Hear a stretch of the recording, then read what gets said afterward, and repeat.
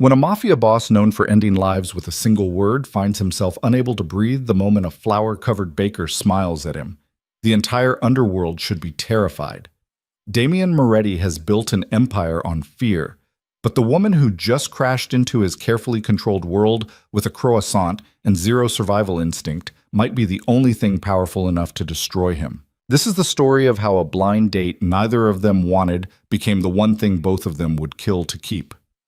If you want to see how far love can reach when it collides with danger, stay until the end, hit that like button, and drop a comment with your city so I can see how far this story travels. The cafe smelled like burnt espresso and disappointment. Damian Moretti had been sitting by the window for exactly 4 minutes, which was 3 minutes and 59 seconds longer than he typically tolerated wasting on anything that didn't involve money, power, or eliminating problems. The table was small, the chair was uncomfortable, and the entire situation was beneath him. He'd only shown up because his younger sister had begged, actually begged, and Damian Moretti did not know how to say no to the only person in the world who still looked at him like he was human. Just one coffee, she'd pleaded over the phone 2 days ago. Just meet her. You're going to die alone in that penthouse surrounded by nothing but expensive furniture and people who are afraid of you. Sounds perfect, he'd replied. Damian. He'd gone silent. When his sister used that tone, the one that reminded him of their mother, he lost. So now he sat in this aggressively cheerful cafe with its chalkboard menus and mismatched furniture, wearing a suit that cost more than most people's cars, waiting for some woman named Claire who was apparently exactly his type, which he seriously doubted, considering his sister had no idea what his type was. Damian didn't have a type. He had transactions. He had arrangements. He had a rotation of beautiful women who understood that dinner meant dinner and nothing else, who didn't ask questions, who disappeared when dismissed. He checked his watch. 5 minutes now. He'd give it 2 more, then leave. The door burst open. A woman stumbled through it like she'd been shoved from behind by an invisible hand, her shoulder catching the doorframe, her bag swinging wild and nearly taking out a customer's latte. She was breathing hard, her face flushed, and she was covered in what appeared to be flour. Not a light dusting. Covered. Her dark hair had pulled loose from whatever had been restraining it, and there was a smudge of something white across her left cheekbone. She wore jeans with a rip in one knee that looked accidental rather than fashionable, and a shirt with a logo that said Rise and Grind Bakery across the chest. She spotted him immediately. Her eyes went wide. Damian watched, expression carefully neutral, as she froze in the doorway, looked behind her like she was considering escape, then squared her shoulders and walked toward him with the determined energy of someone heading into battle. She stopped at his table. "Hi," she said. "You're the date, right?" Damian said nothing. He simply looked at her, taking in the flour, the breathlessness, the obviously wrong everything about this situation. "Right," she continued, not waiting for an answer. "Okay. So, full disclosure, I'm not Claire." "I can see that. She had an emergency, family thing. She called me in a panic because apparently standing someone up is like a moral crisis for her, which honestly is kind of sweet, but also incredibly inconvenient for me because I was in the middle of a sourdough bulk ferment, and those things are temperamental as hell." She stopped, took a breath.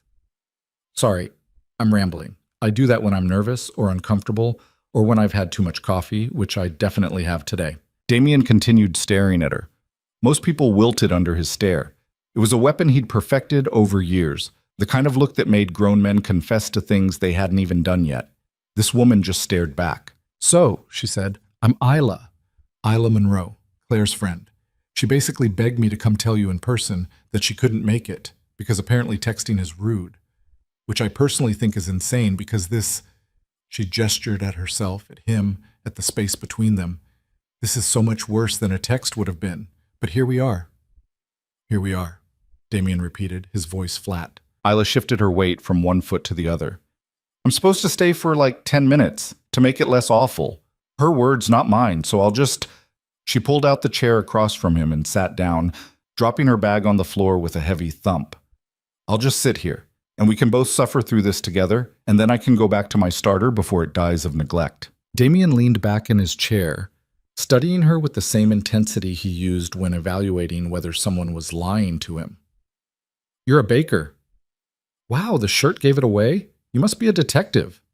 The corner of his mouth twitched. He caught it, stopped it. Isla seemed to notice anyway. Her eyes narrowed slightly, like she was trying to figure out if she'd imagined it. "What kind of bakery?" he asked. Not because he cared, but because he wanted to see how long she'd keep talking. Most people, when faced with his silence, filled it desperately. It told him things. "The kind that makes bread," Isla said, "and pastries.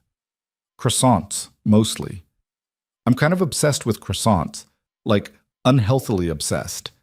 I've been working on the same recipe for 2 years, and I'm still not happy with the lamination on the outer layers. It's driving me insane." "Sounds terrible." "It really is." She said it without irony, like she truly meant it, like the imperfect lamination on a croissant was a legitimate source of suffering. Damien found himself leaning forward slightly. "Why croissants?" Isla blinked. "What? You could make anything.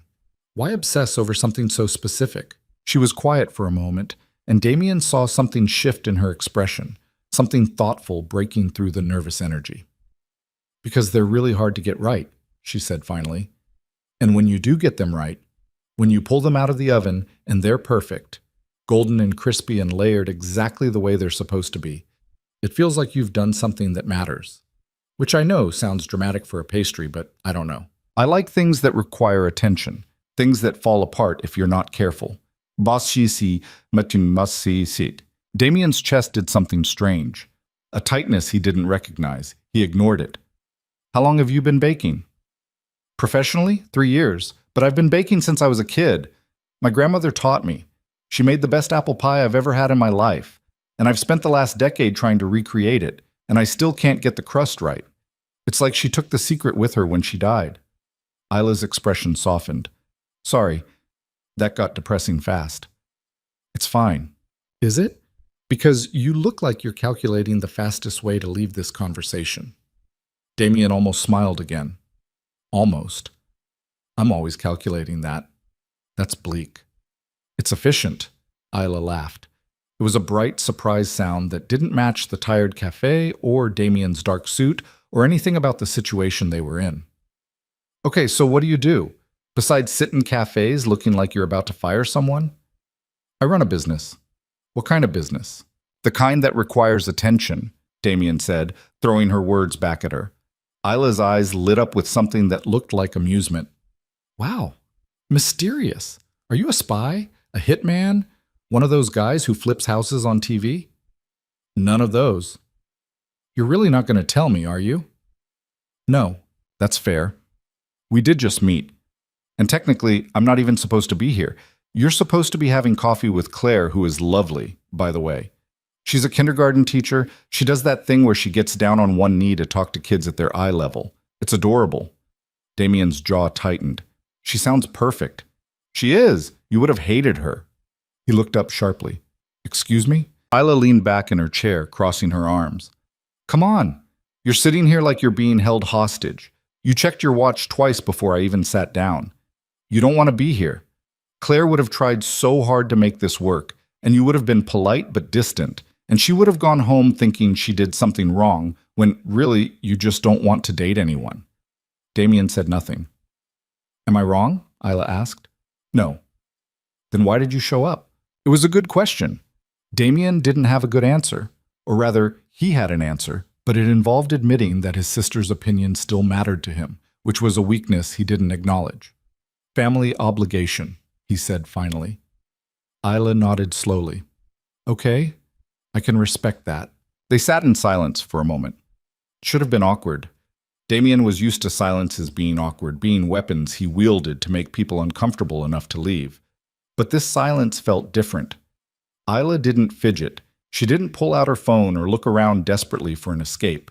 She just sat there, flowers still on her face, looking at him like he was a puzzle she was trying to solve but wasn't particularly worried about. "Can I ask you something?" she said eventually. "You're going to anyway." "True," she smiled. "Do you actually want coffee? Because you've been sitting here for—" She glanced at his empty table. "However long, and you haven't ordered anything." Damien looked at the counter where a bored barista was scrolling through her phone. He looked back at Isla. No. Great. Me neither. Coffee afternoon makes me jittery, and I've already had 3 cups today, which was a mistake. She stood up, grabbing her bag. Well, this has been weird. I'm going to go back to work now. Thanks for not being a complete asshole about the whole surprise replacement situation. She turned to leave. Damien spoke before he understood why. Wait.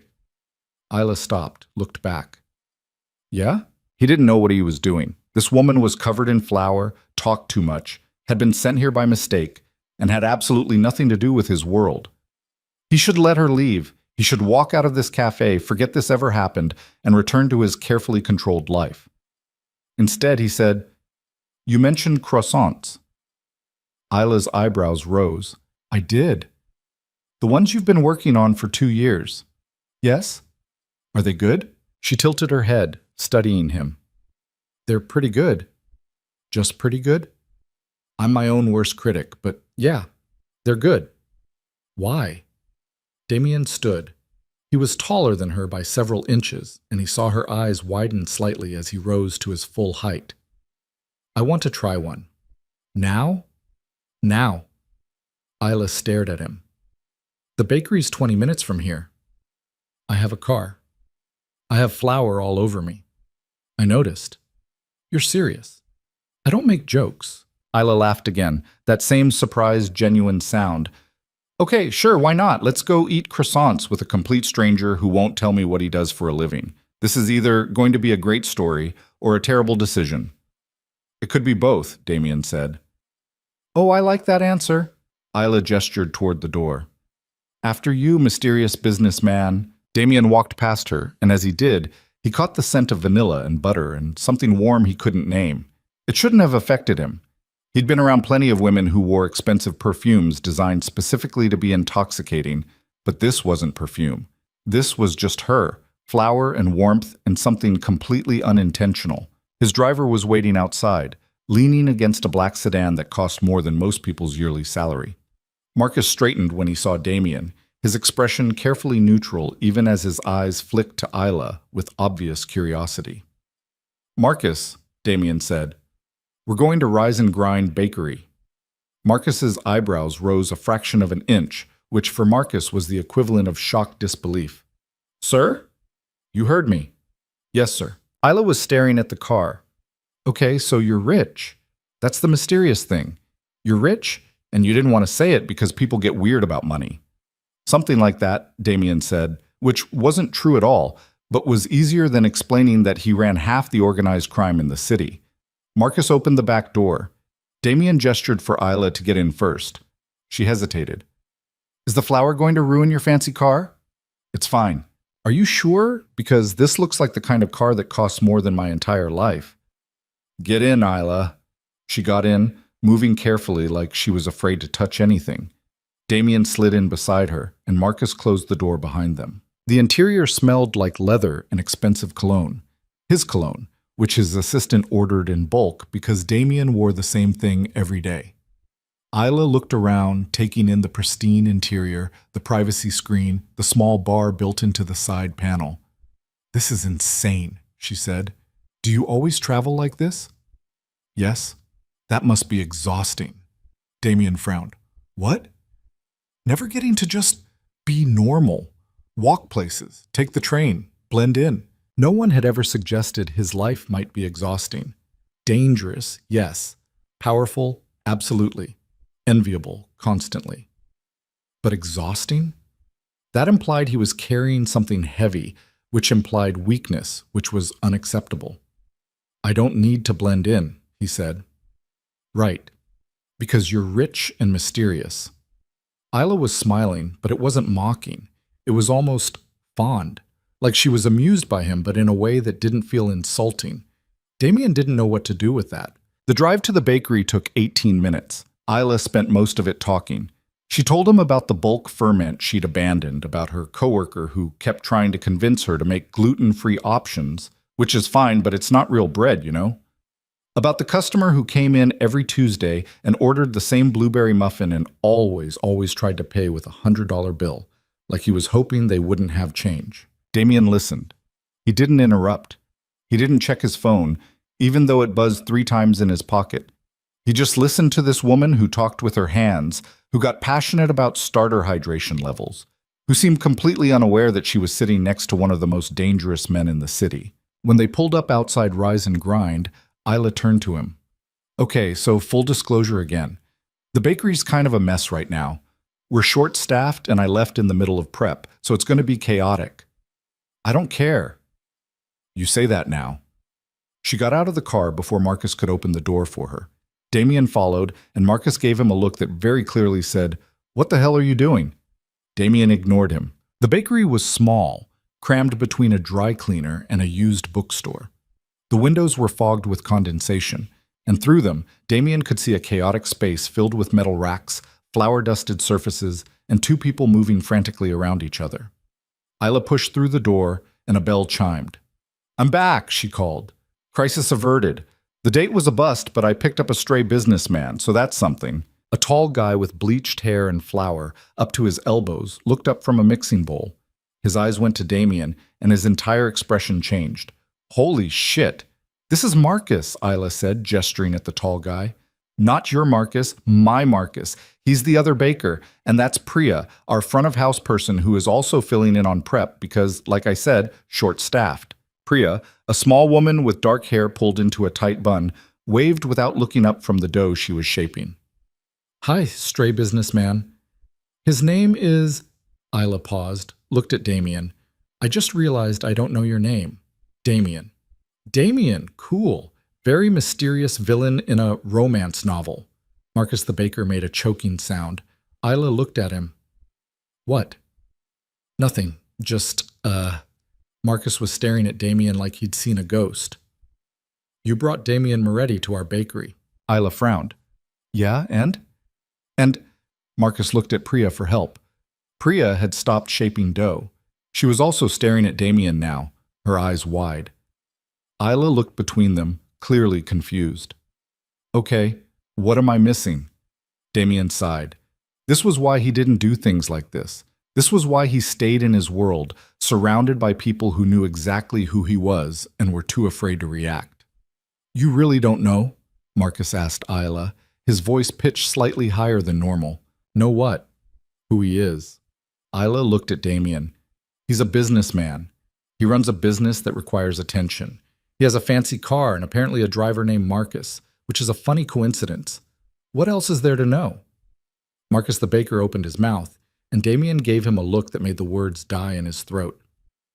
"Nothing," Marcus said weakly. "Nothing else." Isla narrowed her eyes. "You're being weird." "I'm always weird. Weirder than usual." Priya cleared her throat. "Isla, honey, maybe you should—" "Croissants," Damien interrupted. "You promised me croissants." Isla's attention snapped back to him. "Right. Yes. Croissants, come on." She grabbed his wrist, actually grabbed his wrist, her flour-covered hand wrapping around his expensive watch, and pulled him toward the back. Damien let her. Behind them, he heard Priya whisper, "Is she insane?" And Marcus the baker whisper back, "I think she might be." The back of the bakery was even more chaotic than the front. Every surface was covered with bowls, bags of flour, rolling pins, and sheet trays. The oven was radiating heat that made the small space feel like a sauna, and there was a radio playing something upbeat that clashed violently with the organized chaos. Isla released his wrist and went to one of the cooling racks. She grabbed a croissant, put it on a small plate, and handed it to him. "Okay," she said. "This is from this morning's batch. It's not warm anymore, but it should still be good. The real test is the lamination. You want to see distinct layers, and you want it to be crispy on the outside, but soft and buttery on the inside. If it's doughy in the middle, I messed up the proof. If it's too dry, I overbaked it. If it tastes weird, it's probably the butter. I've been experimenting with European-style butter, and sometimes it has a slightly different flavor profile that doesn't work with—" She stopped. "Sorry, rambling again. Just try it." Damien looked at the croissant. It was golden brown, slightly glossy, and when he picked it up, it was lighter than he expected. He tore off a piece, and it pulled apart in perfect, delicate layers. He put it in his mouth. The flavor hit him immediately. Butter, yes, but not overwhelming. A slight sweetness, a complexity he hadn't expected. The texture was perfect, crispy on the outside, soft and almost cloud-like on the inside. He'd eaten in Michelin-starred restaurants. He'd had private chefs prepare elaborate meals. He'd tasted things most people would never even hear about. This was better. Well? Isla was watching him with an expression that was trying to be casual but was clearly anxious. Is it good? It's perfect, Damien said. Isla's entire face lit up. Really? Yes. You're not just saying that? I don't just say things. She laughed, and the sound filled the cramped hot kitchen in a way that made everything else disappear. Okay, cool, great. Thank you. That actually means a lot because I've been torturing myself over these things for months, and it's good to hear that someone who isn't legally obligated to be nice to me thinks they're decent. They're not decent, they're perfect, Damien repeated. Isla's cheeks flushed. Okay, you can stop now, or I'm going to develop an ego. You should. What? Damien gestured at the croissant, at the kitchen, at everything around them. You're good at this. You should have an ego about it. Isla stared at him. That might be the nicest thing anyone said to me in months. That's depressing. Welcome to my life. She grabbed another croissant from the rack and took a bite. So, mysterious businessman who won't tell me what he does but will compliment my pastries. What's your story? I don't have a story. Everyone has a story. Mine's boring. I doubt that. Damien looked at her, this woman with flour on her face and warmth in her eyes, and he felt something crack inside him, something he'd kept carefully sealed for years. Why do you care? Isla tilted her head.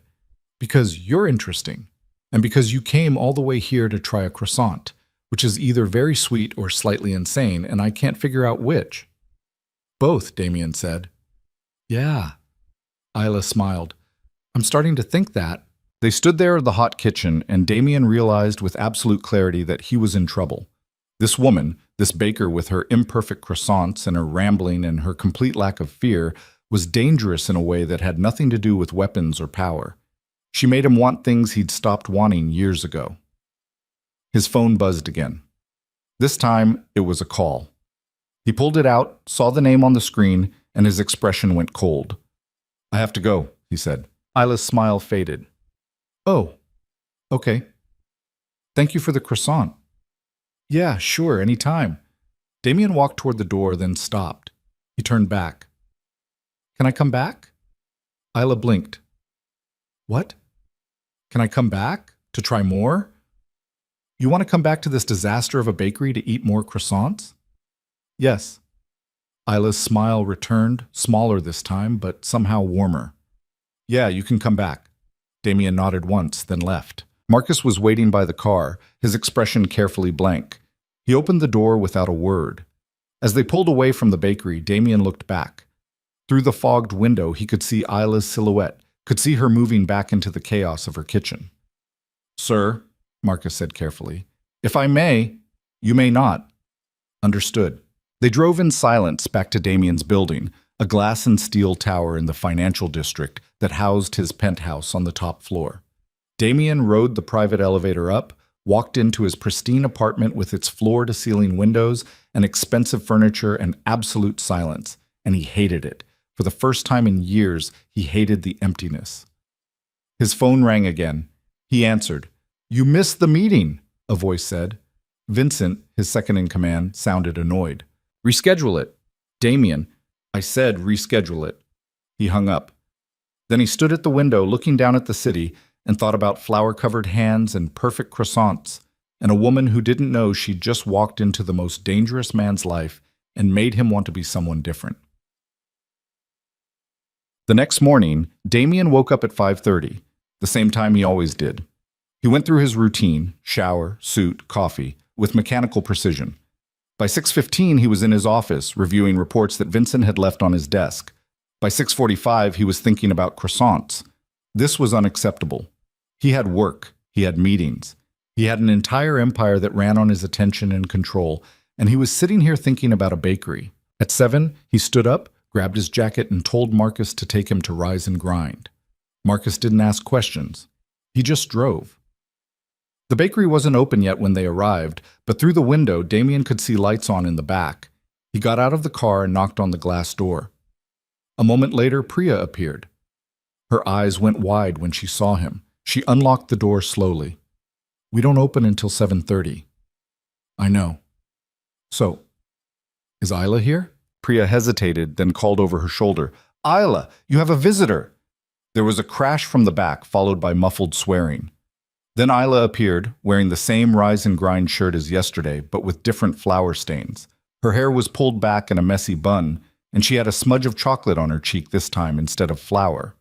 She saw Damien and stopped. "Oh, hi. Hi, Pa. You're here early.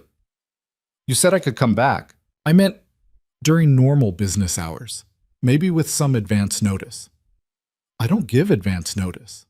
Isla looked at Priya. "Can you give us a minute?" Priya nodded and disappeared into the back, though Damien was fairly certain she was going to stand just out of sight and listen to everything. Isla crossed her arms, and Damien noticed the way she was trying not to smile. "So, mysterious businessman who shows up at dawn demanding pastries. This is becoming a pattern. Is that a problem?" "I don't know yet. Are you dangerous?" "Yes," Damien thought, "extremely." "No," he said. Isla studied him for a long moment, and Damien had the strange sensation that she could see through him, that she knew he was lying but had decided not to care. "Okay," she said finally. "Come on back. I just pulled some almond croissants out of the oven, and they need a taste tester." She turned and walked toward the kitchen, and Damien followed. This, he realized, was how it was going to be. This was how she was going to pull him out of his carefully controlled world, one croissant at a time, until he was someone he didn't recognize anymore. And the terrifying part was that he wanted her to. The almond croissants were still warm when Isla set one in front of him on the same flour-dusted counter where she'd been working. Damien had removed his jacket and rolled up his sleeves, which felt strange and uncomfortable, like he was shedding armor in enemy territory. But Isla had looked at his pristine suit and said, "You're going to get almond paste on that if you're not careful." And somehow he'd just done it. "Okay, so these are different from yesterday," Isla was saying, already talking with her hands again, gesturing at the croissant like it was evidence in a trial. "The almond cream is homemade, obviously, because the store-bought stuff tastes like chemicals and sadness. I toast the almonds first, which adds depth, and then I mix them with butter, sugar, and just a tiny bit of almond extract. Some people go heavy on the extract, but I think that's a mistake. It should be subtle. A whisper, not a scream." Damien picked up the croissant. It was heavier than yesterday's plain one, the top dusted with powdered sugar and sliced almonds. "A whisper, not a scream," he repeated. "Exactly. You get it." Isla leaned against the counter, watching him with that same anxious but trying not to show it expression she'd had yesterday. He took a bite. The almond cream was perfect. Rich but not overwhelming. Sweet but balanced by the butter in the pastry. The croissant itself had the same delicate layers, the same golden crisp exterior. "Well," Isla asked, "you should open your own place." Isla laughed, but it sounded different this time. Tired. "Yeah, that's the dream, someday. When I win the lottery or discover a pile of money buried in my apartment, or something equally realistic." "I'm serious." "So am I. Do you know what it costs to open a bakery in this city? Even a small one?" She shook her head. "I've been saving for 3 years and I'm not even close. Plus I'd need investors, a business plan, all this stuff I have no idea how to do. I'm good at baking. I'm terrible at everything else." Damien set down the croissant. "What if someone invested in you?" Isla's expression shifted, became guarded. "Is that an offer? Would you accept it if it was?" "No." "Why not?" She pushed off the counter, putting distance between them. "Because I don't know you. You show up here 2 days in a row, you won't tell me what you actually do, and now you're talking about investing in my hypothetical bakery. That's weird, Damien. That's serial killer level weird." He should have been offended. Instead, he almost smiled. "Fair point. Thank you. But I'm not a serial killer." That's exactly what a serial killer would say. This time he did smile, just slightly. Isla noticed. Her eyes widened a fraction, like she'd witnessed something rare and wasn't sure if she should acknowledge it. "Oh my God," she said. "You smiled. Actual smile. I'm putting that in my journal." "You keep a journal?" "No, but I'm starting one just so I can document this moment." She grabbed another croissant from the cooling rack and bit into it, speaking around the mouthful. "So if you're not going to tell me what you do, at least tell me why you keep coming here." "The croissants." "Bullshit." Damien raised an eyebrow. Isla swallowed, wiped powdered sugar from her lips. "Sorry, but yeah, bullshit. There are 100 bakeries in this city, probably 20 within walking distance of wherever you live. You're not coming here at dawn for croissants, so what is it?" He could lie. He was good at lying. He'd built an empire on knowing exactly what to say and when to say it. But looking at Isla, with her flour-stained shirt and her direct stare, and her complete unwillingness to let him hide behind vague answers, he found he didn't want to lie. "I don't know," he said. Isla blinked. "What?" "I don't know why I keep coming here. I just know that I want to." The kitchen went quiet except for the hum of the industrial refrigerator and the distant sound of Priya and Marcus the baker talking in the front. Isla set down her croissant. "That's either really honest or a really good line." "It's honest." "Okay." She studied him for a long moment. "Okay, then here's what we're going to do. You're going to come back tomorrow, same time, and I'm going to have coffee ready. Real coffee, not the burnt crap from out front.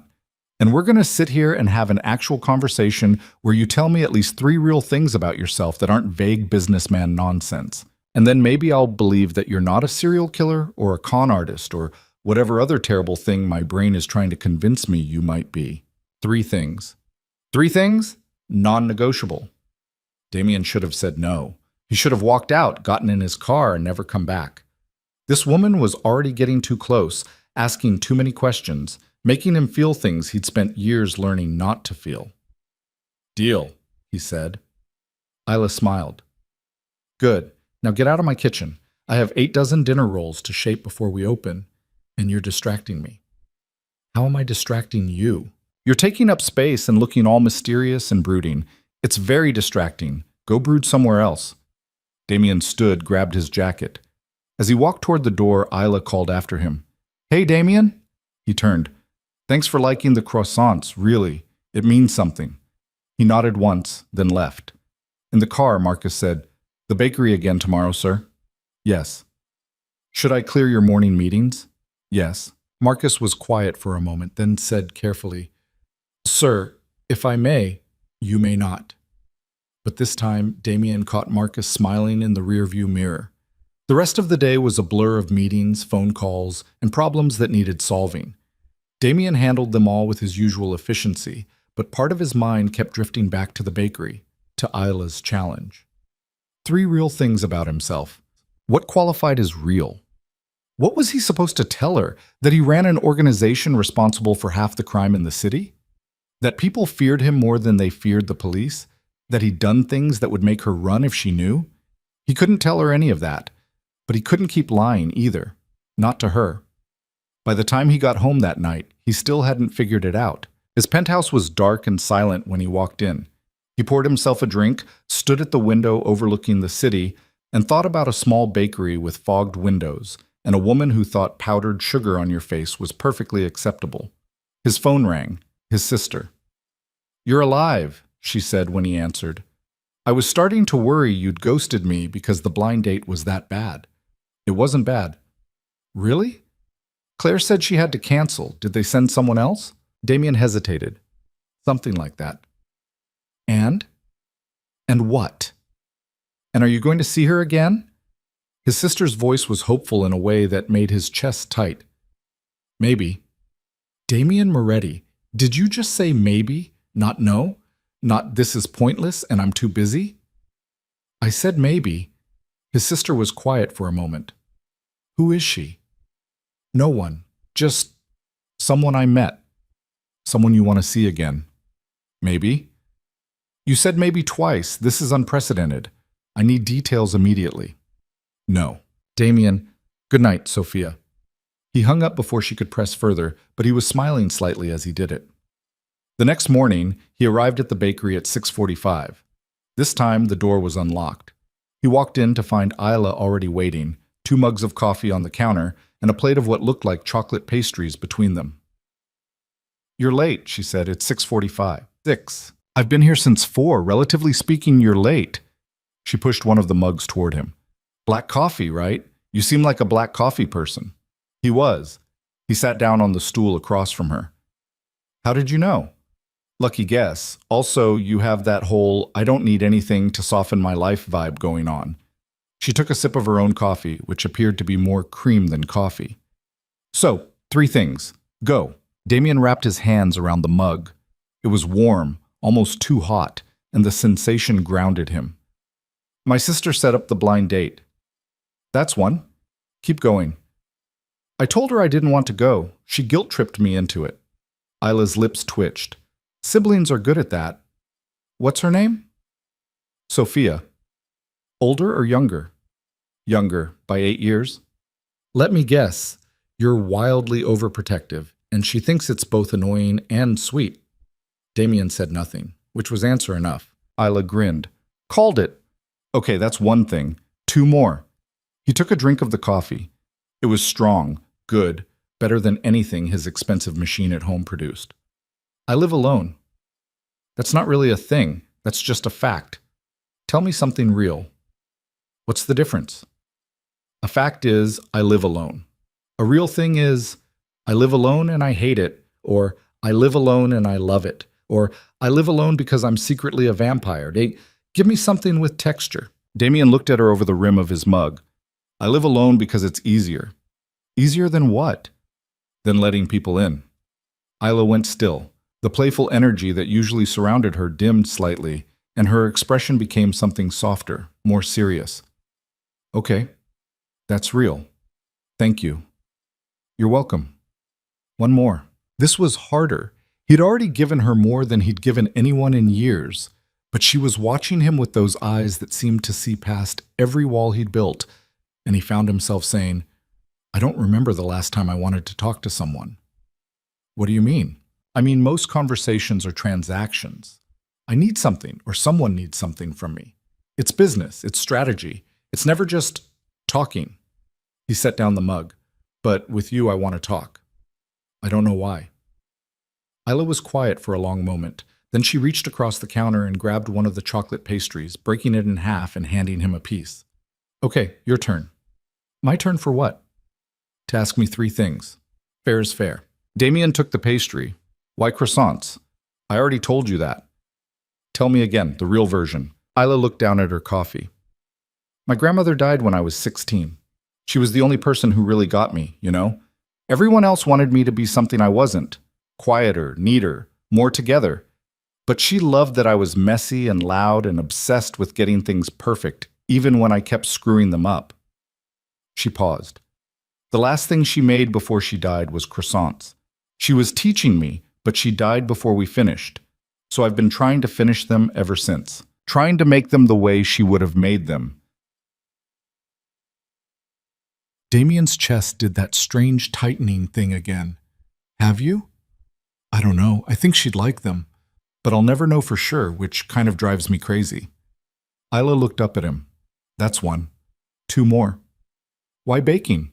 "Because it's the only thing I've ever been good at. I tried college, hated it, tried a bunch of different jobs, was terrible at all of them. But baking makes sense to me.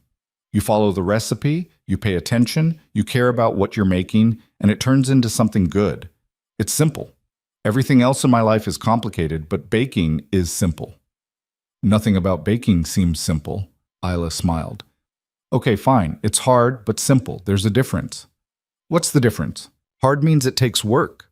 Simple means you know what you're working toward. Most things in life are hard and complicated. You don't know where you're going, you don't know if you're doing it right, you just kind of stumble around hoping it works out. But with baking, you know. You follow the steps and you get bread. It might not be perfect bread, but it's bread. There's something comforting about that." Damien understood that more than he wanted to admit. His entire life was hard and complicated. He never knew who to trust, never knew which move would backfire, never knew when someone would try to take him down.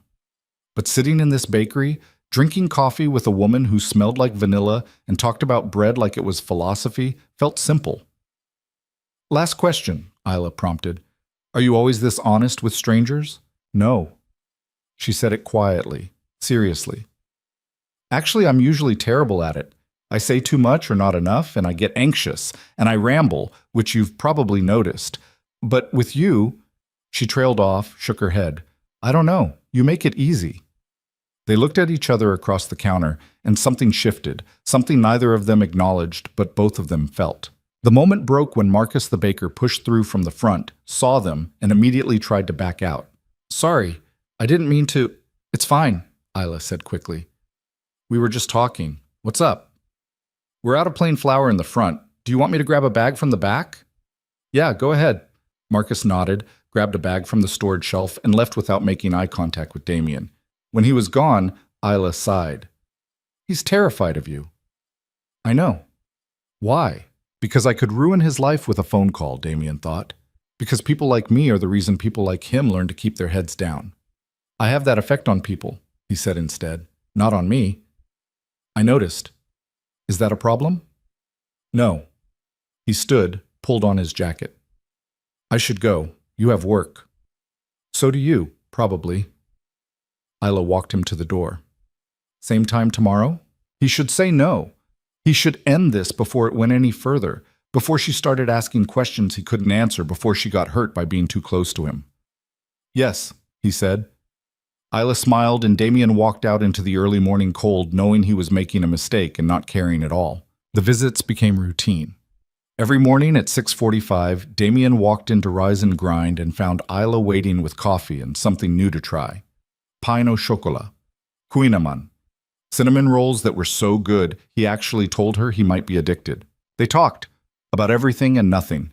She told him about her failed attempt at making macarons, about the customer who tried to return a croissant because it was too buttery, about her dream of having a bakery with big windows and mismatched chairs and a name that didn't sound corporate. He told her about Sophia, about growing up poor, about learning young that power was the only thing that kept you safe. He didn't tell her how he'd gotten that power, but he told her enough that she should have been scared. She wasn't. 2 weeks in, he arrived to find her frustrated, flour everywhere, and what looked like a failed batch of something burning in the trash. Bad morning? He asked. The worst. I'm trying to develop a new recipe, and it's fighting me. I've made this thing 4 times, and every time it comes out wrong. She gestured angrily at a tray of what appeared to be collapsed pastries. They're supposed to puff. They're not puffing. I don't understand why they're not puffing. Damien looked at the tray. What are they supposed to be? Gougères, cheese puffs. They're French. They're supposed to be easy, and apparently I'm too stupid to make them. You're not stupid. I am when it comes to these. She grabbed one of the collapsed puffs and bit into it anyway, then made a face. Tastes like failure and regret. Let me try. She handed him one. He bit into it. It was dense, chewy, nothing like what he assumed it should be. It's not good. Wow, thanks, super helpful. I meant the texture. The flavor is fine. So it's a technique problem, not an ingredient problem. Isla stared at him. How do you know that? Logic. That's annoyingly smart. She grabbed her phone, started scrolling through what appeared to be a recipe. Okay, so if it's technique, like maybe I'm not incorporating the eggs right? Or the oven temperature is off? Or both? You're supposed to be supportive. I'm being honest. Supportive would be me lying and saying they're great. Isla laughed despite herself. You're terrible at this. At what? Comforting people. Has anyone ever told you that? Frequently. She was still smiling when Priya came in through the back door, carrying 2 coffee cups from the shop next door. She stopped when she saw Damien, her expression carefully neutral. Morning, she said. Morning, Isla replied. Damien's helping me figure out why my gougères are sad. Is that what we're calling it? Priya set down the coffees. Can I talk to you for a second? In the front? Sure. Isla glanced at Damien. Be right back. She followed Priya out, and Damien heard their voices through the wall. He couldn't make out the words, but Priya's tone was urgent, worried. A minute later, Isla came back alone. Her expression was different, guarded. Everything okay? Damien asked. Yeah, fine. Priya's just... She worries. Isla started cleaning up the failed pastries, not looking at him. She thinks I shouldn't trust you. She's right. Isla's hand stilled. What? She's right. You shouldn't trust me. Why not? Because I'm dangerous, Damien thought. Because everyone around me either uses me or fears me, and you're the only person in years who's done neither, and that makes you vulnerable. Because you don't know me, he said. So tell me. Actually, tell me. Isla turned to face him. What do you do, Damien? And don't say businessman. I want the real answer. This was it, the moment where he had to choose between the truth and whatever this thing was between them. I run an organization, he said carefully. What kind of organization? The kind that operates outside normal business channels. Isla's eyes narrowed. Are you in the Mafia? Damien said nothing. Oh my God, you're in the Mafia. It's more complicated than that. How is it more complicated than that? You're either in the Mafia or you're not. The word Mafia makes it sound romantic. It's not. It's business. Ugly business, but business. Isla backed up a step. What kind of ugly business? The kind you don't want to know about. Try me. Damien looked at her, at this woman who'd let him into her kitchen every morning for 2 weeks, who'd shared her coffee and her dreams and her grandmother's croissant recipe. And he made a decision. Protection, loan management, import and export of goods that don't go through traditional channels. Dispute resolution when the legal system won't handle it. He kept his voice flat, factual. I don't hurt people who don't have it coming. I don't deal in anything that exploits people who can't fight back. But I'm not a good person, Isla. I'm the person good people call when they need someone to handle the things they can't. The kitchen was silent. Isla stared at him for a long moment, and Damien waited for her to tell him to leave, to never come back, to stay away from her and her bakery and her life. Instead, she said, Does Sophia know? He blinked. What? Your sister. Does she know what you do? Yes. And she still loves you? Yes. Then it can't be that simple, the good person, bad person thing. Can't be that simple if someone like Sophia still loves you. Damien's throat felt tight. You don't know Sophia. Mom, no, but I know you. A little bit. And I know that if you were actually a bad person, you wouldn't come here every morning to eat pastries and listen to me complain about puff pastry. You'd have better things to do. Maybe I'm just obsessed with your croissants. Maybe, but I don't think so. Isla moved closer, close enough that he could smell the vanilla and butter scent that always clung to her.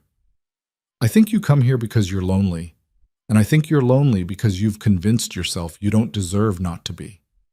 And I think that's sad. No one had ever said anything like that to him. No one had ever looked at his life and seen loneliness instead of power. You should be afraid of me, Damien said quietly. Probably, but I'm not. Isla grabbed the container of failed gougere. I'm going to try these again. You can stay if you want, or you can leave. But if you stay, you have to actually help instead of just watching me fail. Damien stayed. They spent the next hour working through the recipe, Damien reading instructions while Isla measured and mixed and muttered to herself. When she pulled the new batch from the oven, they were perfect, golden, puffed, exactly what they were supposed to be. Isla bit into one and actually squealed, Oh my God, we did it! They're perfect! You did it, I just read the recipe. You helped, don't downplay it. She handed him one. Try it. He did. It was light, cheesy, delicious.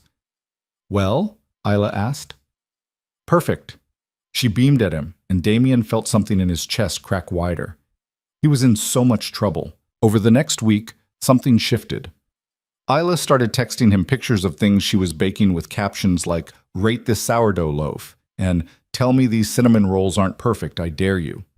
He responded with brutal honesty that she claimed to appreciate but probably didn't. Then one morning, he arrived at the bakery to find her waiting outside, not in her usual flower-covered shirt, but in jeans and a sweater. Change of plans, she said. We're going to the farmer's market. What? Farmer's market? It's where people buy vegetables and overpriced bread. I need to scout the competition, and you're coming with me. I don't go to farmers markets. You do now. Come on. She grabbed his hand and pulled him toward the street, and Damien led her because apparently he'd lost all sense of self-preservation where this woman was concerned. The market was crowded, loud, full of people, and smells and chaos that Damien normally avoided. But Isla moved through it like she belonged there, stopping at different stalls to taste samples and ask questions, and argue with a cheese vendor about the difference between aged and sharp cheddar. "You're enjoying this," Damien said as they walked past a stand selling flowers. "Of course I'm enjoying this. Food, sunshine, people who care about what they make. What's not to enjoy? The crowds, the noise, the inefficiency of the entire setup." Isla laughed. "You're such a snob." "I'm practical.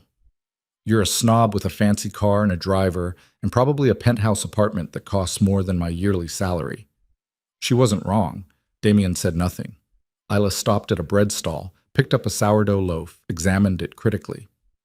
"This is good," she said to the baker, a middle-aged woman with kind eyes. "What's your hydration percentage?" 75%, the woman said. "And how long do you proof?" "Overnight, cold ferment." "Smart." Isla bought the loaf, then turned to Damien. "See? That's what I want. A stall like this. Maybe not at a market, but somewhere people can come and buy bread that actually means something. Bread that someone cared about making." "You'll have that someday," Damien said. "How do you know?" "Because you're too stubborn not to." Isla smiled at him, and in that moment, surrounded by strangers and noise and the smell of fresh bread, Damien realized he was falling for her. It wasn't a gentle realization. It hit him hard and sudden, like a fist to the chest, and he understood with absolute clarity that this was going to end badly, because people like him didn't get to keep people like her. But as Isla linked her arm through his and pulled him toward another stall, still talking about bread, still smiling, Damien decided he didn't care about the ending. For now, he had this. And for now, that was enough. It wasn't until the third week that Damien realized they lived in the same building. He'd been leaving the bakery later than usual, nearly 9 in the morning, because Isla had insisted he try her new fig and honey tart, and then gotten into a passionate explanation of why Turkish figs were superior to California figs. When he finally made it back to his building, he saw her in the lobby, still in her bakery shirt, struggling with 2 massive bags of flour. She looked up, saw him, and her entire face transformed. "Oh, thank God. You live here?" "Apparently. Can you help me? These are 50-pound bags and the elevator is broken and I'm on the 4th floor and I'm pretty sure I'm going to die." Damien took both bags from her without effort. "Why are you carrying flour to your apartment?" "Because my apartment is also my test kitchen and I ran out of the good stuff and the supplier delivers to residential addresses if you're pathetic enough to ask nicely." She was already heading toward the stairs. "4th floor. I'll try not to let you see how out of shape I am on the way up." She wasn't out of shape. She was breathing hard by the 2nd floor, but so was Damien, because 50 pounds of flour in each arm was harder than it looked. "You okay?" Isla asked, glancing back at him. "Fine. You look like you're going to pass out." "I'm fine." Very convincing. They made it to the 4th floor, and Isla led him down a hallway that was significantly less pristine than the upper floors where Damien's penthouse sat. The carpet was worn, the paint was scuffed, and there was a smell of cooking oil that had probably been embedded in the walls for decades. She stopped at 4C, unlocked 3 separate locks, and pushed the door open. "Welcome to chaos," she said. She wasn't exaggerating. The apartment was small, cramped, and every available surface was covered with baking equipment. The kitchen table had been converted into a workspace with a standing mixer, multiple bowls, and what appeared to be a sourdough starter in a jar labeled Herbert. The counters were buried under bags of flour, sugar, and various ingredients. There were cookbooks stacked on the floor, index cards with recipes taped to the walls, and a whiteboard covered in notes and calculations. "You can just put those anywhere there's space," Isla said, which, admittedly, is nowhere, so maybe just the floor by the door? Damien set down the flour bags. "You live like this?" "Like what?" "Like a bakery exploded." "Technically, I live in a bakery that occasionally pretends to be an apartment." She kicked off her shoes, moved a stack of baking sheets off the couch, and gestured for him to sit. "Want coffee? I have good coffee here. Better than the bakery stuff." "Sure." She disappeared into the kitchen area, and Damien heard the sounds of a kettle being filled, cabinets opening and closing. He looked around the apartment, taking in the details. There were photos on the wall, mostly of Isla with an older woman who had the same smile. Her grandmother, probably. There was a shelf full of cookbooks, some so worn the spines were cracked. And there, on the windowsill, was a small pot with a dead plant in it. "I know what you're thinking," Isla called from the kitchen. "She can keep a sourdough starter alive for 2 years, but can't keep a plant alive for 2 weeks." "I wasn't thinking that." "Yes, you were. And you're right. Plants hate me. Herbert loves me. It's a complicated relationship." She came back with 2 mugs of coffee and handed him one. She'd changed out of her bakery shirt into an oversized sweater that had flower stains on the sleeves. "So," she said, sitting next to him on the couch, "you live upstairs?" "Penthouse." "Of course you do." She sipped her coffee. "What's it like?" "Empty." Isla looked at him over the rim of her mug. "That's sad." "It's quiet." "Same thing sometimes." They sat in silence for a moment, and Damien realized this was the first time he'd been in someone's home in years. He had business meetings in restaurants, hotel rooms, office spaces. He had arrangements with women who came to his place or met him at theirs, but those weren't homes. Those were just locations. This was different. This was Ila's space, messy and chaotic and filled with things she cared about. She'd let him in without hesitation, without fear, without the calculation most people approached him with. "Can I ask you something?" Isla said. "You're going to anyway." She smiled. "True. Why do you really come to the bakery every morning?" "I told you, the croissants." "Damien." He set down his coffee. "Because when I'm there, I'm not Damien Moretti. I'm just Damien, and I haven't been just Damien in a very long time." Isla was quiet. Then she reached over and put her hand on his arm, just a light touch, but it burned through the fabric of his shirt. "You're always just Damien to me." "You don't know what that means." "Then tell me." Before Damien could answer, his phone rang. He pulled it out, saw Vincent's name, and his expression went cold. "I have to take this." "Okay." He stood, walked to the window, answered. "What?" "We have a problem," Vincent said, "but the shipment from the North District, it's gone." "Gone how?" "Intercepted. Someone knew the route." Damien's jaw tightened. "Who?" "Working on it. But Damien, this is the 3rd one this month. We have a leak." "Find it. Fix it." "I will. But you need to be careful. Whoever this is, they're getting close." Damien hung up, and when he turned around, Isla was watching him with an expression he couldn't read. "You have to go," she said. "Yes." "Is everything okay?" "No," Damien thought. "Nothing is okay. My world is bleeding into yours, and that's dangerous for both of us." "It's fine," he said. Isla didn't look convinced, but she didn't push. "Okay, thanks for carrying the flour." "Anytime." He left, and as he rode the elevator up to his penthouse, he tried to ignore the feeling that he was making a terrible mistake by letting her get this close. The next morning, he didn't go to the bakery. It was a test, a way to prove to himself that he could stop this before it went too far, before someone used her to get to him, before his world destroyed the one thing that felt clean. He made it until noon before he caved. When he walked into Rise and Grind, Isla was teaching what appeared to be a baking class. There were 5 people clustered around the counter, all wearing aprons, all covered in varying amounts of flour. Isla was demonstrating how to fold croissant dough, her hands moving with practiced precision. "See how the butter is staying intact?" she was saying. "That's what you want. If it starts melting, your kitchen is too warm. Stick it back in the fridge. Wait 10 minutes. Try again." Patience is everything with lamination. One of the students, a middle-aged man with glasses, asked a question Damien couldn't hear. Isla laughed. "Yeah, I know, it seems impossible at first. I literally cried the first time I tried to make croissants. Like, actual tears. My grandmother had to talk me down. But once you get the hang of it, it's just repetition, muscle memory. Your hands learn what right feels like." She looked up and saw Damien. Her expression brightened immediately. "Hey, you came!" "You have a class." "I know. It's a new thing we're trying. Community baking workshops, Priya's idea. She thinks it'll build customer loyalty and also bring in extra income, which, honestly, we need." Isla turned back to her students. Everyone, this is Damien. He's a croissant snob, so if you want brutal honesty about your pastries, he's your guy. The students looked at Damien with varying levels of curiosity and intimidation. I'm not staying, Damien said. Yes, you are. Come here. It wasn't a request. Isla grabbed his wrist and pulled him to the counter, handed him an apron. You're going to help me teach. I don't know how to teach. You know how to eat croissants. That's basically the same thing. Quality control. She turned to the class. Okay, everyone's going to finish their folds, and then Damien is going to taste test and give feedback. Fair warning, he's mean. I'm not mean. You told me my gougères tasted like failure and regret. They did. See? Mean. But she was smiling.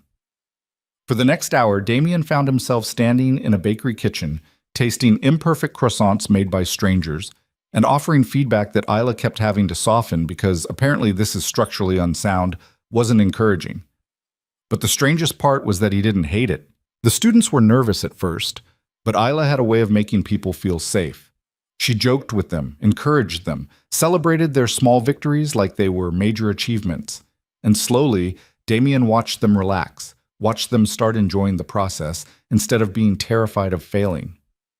By the end of the class, everyone had produced something edible, and Isla was beaming like a proud parent. You did it, she said to a young woman who'd been close to giving up halfway through. These are beautiful, seriously. You should be proud. The woman blushed. They're not as good as yours. They're not supposed to be. I've been doing this for years. You've been doing it for 2 hours. The fact that they're even recognizable as croissants is impressive. After the students left, Isla collapsed onto a stool, looking exhausted but happy. That was amazing. Did you see how excited they were? I saw. I think we should do more of these, maybe twice a week. Different pastries, build a whole curriculum.